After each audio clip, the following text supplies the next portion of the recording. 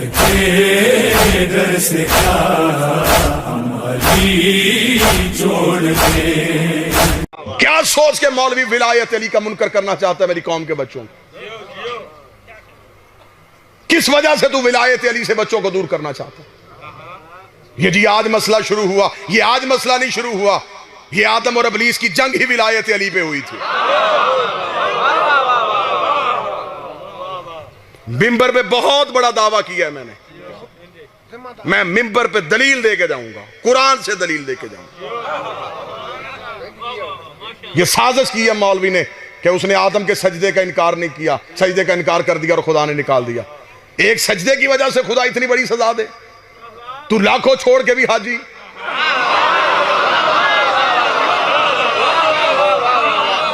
صرف جی اس نے ایک سجدہ نہیں کیا اور خدا نے اٹھا کے بھگا دیا. نہ خان جی نہ، ظلم نہیں ہم ہونے دیں گے. سجدے کے پردے میں بات کوئی اور تھی، بس وہ بات آپ تک پہنچاؤں گا اور میں اجازت چاہوں گا. سجدے کے پیچھے کوئی بات چھپی. صرف ابلیس نے سجدے کا انکار نہیں کیا، اس کے پیچھے کوئی چھپا ہوا راز تھا.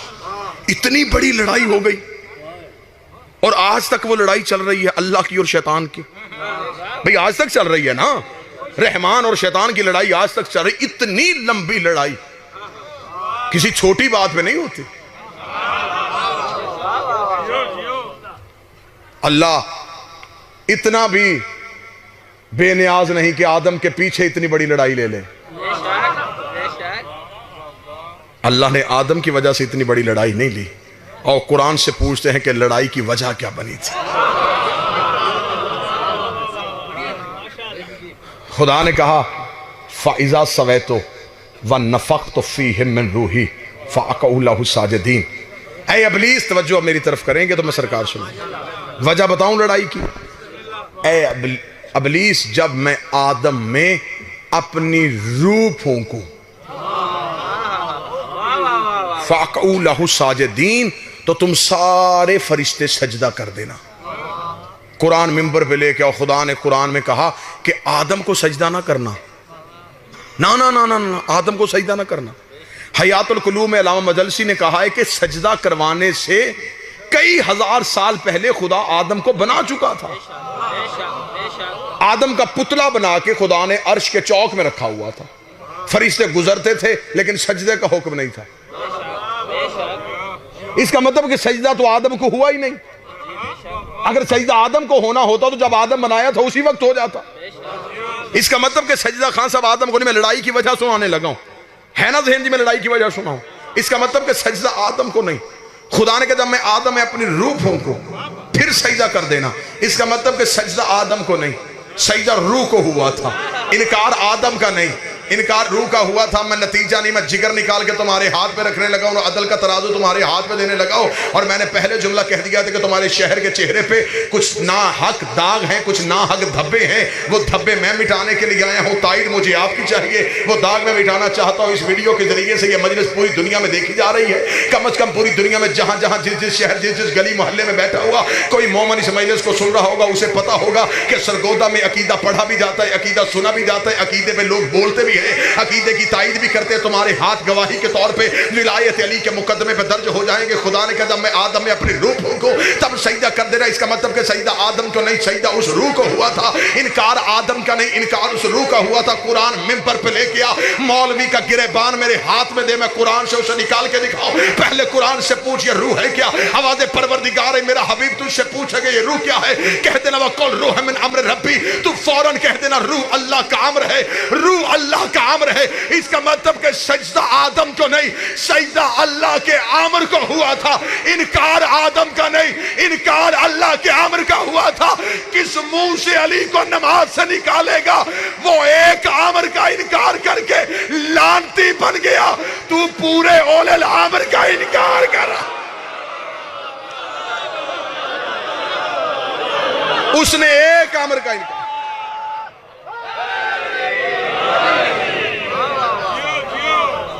معصوم نے فرمایا نحن امر اللہ، وہ اللہ کا امر ہم 14. اس کا مطلب کہ آدم صرف پتلا تھا،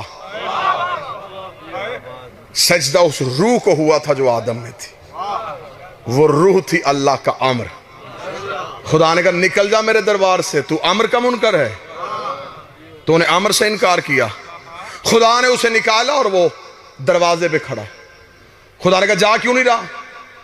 اس نے کہا سجدوں کا اجر. خدا نے کہا ضائع ہو گئے, یہاں تھک گئے ہیں, یہاں بے پیچھے چلے گئے. خدا نے کہا تیرے سجدے ختم ہو گئے. اس نے کہا وہ جو 50 ہزار سال کا ایک سجدہ تھا وہ کدھر گیا؟ فرمایا ایک انکار سب کو لے گیا.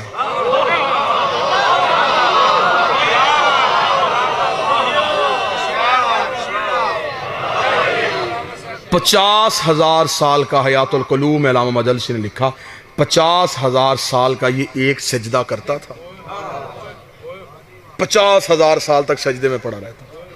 خدا نے کہا گئے تیرے سجدے, ختم ہو گئے تیرے سجدے, اس لیے کہ تو نے امر کا انکار کر دیا. توجہ میری طرف کیجیے, میں چھوڑنے لگا. خان صاحب سے میرا وعدہ ہے, انہوں نے بھی آگے حاضریوں پہ جانا ہے, صرف 2 منٹ اور سن لینا. یہی وجہ تھی 50,000 سال کا ایک سجدہ اور خدا نے نکال دیا. جی بسم اللہ. 50,000 سال کا سجدہ خدا نے ایک لمحے کے لیے نکال دیا. تو 5 نمازیں پڑھ کے علی کو بھونک رہا ہے.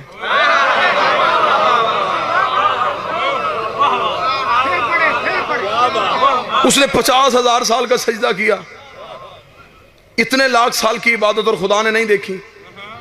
تو 5 نمازیں 15 منٹ کی عبادت کر کے علی کو بھونک رہا ہے کہ میں علی کا منکر ہو کے نمازیں پڑھ کے اللہ کے ساتھ بخشش کی شفاعت لے لوں گا. خدا نے کہا فوراً نکل جا. اس نے کہا پھر ٹھیک ہے, اگر میری اور تیری دشمنی اسی وجہ سے ہوئی ہے نا تو پھر ٹھیک ہے, پھر مجھے مہلت دینا, میں مقابلہ کروں گا. خدا نے کہا مقابلہ کیا کرے گا؟ لوگوں کو نمازیں چھڑوائے گا, روزے توڑوائے گا, حج سے نکالے گا, میرا کعبہ گرائے گا. میرا مقابلہ تو کر کیسے سکتا ہے؟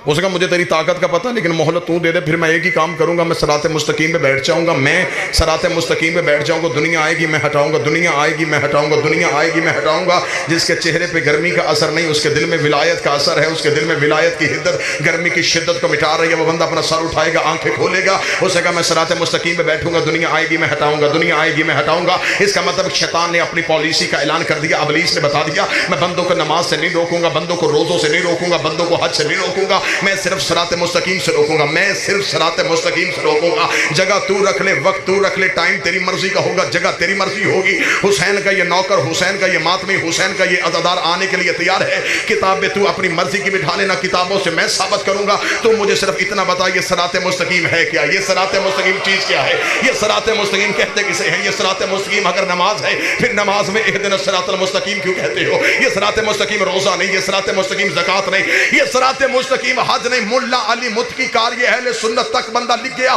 کنز الایمان کے صفحہ نمبر 258 کے مدینے کی مسجد میں ایک بندے نے آ کے نبی سے پوچھا یا رسول اللہ ما ھذا صراط مستقیم, یہ صراط مستقیم کیا؟ ابھی نبی نے بولے تھے یہ مسجد کے دروازے پہ ابو طالب کا بیٹا علی آ گیا.